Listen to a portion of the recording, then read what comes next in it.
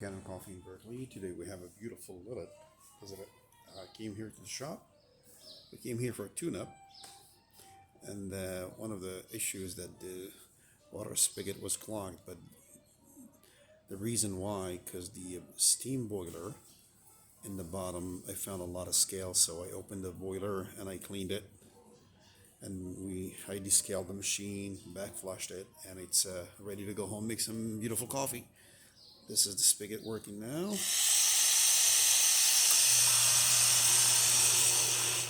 And steam here.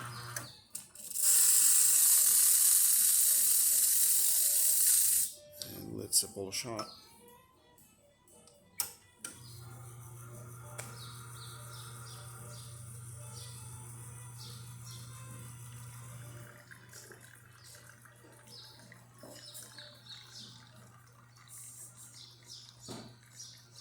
And ours coffee is coming too fast because we use the grinder here just to test coffee. Please come and see our beautiful selection of brand new machine at the shop. And don't forget to subscribe. Thank you so much and have a great day.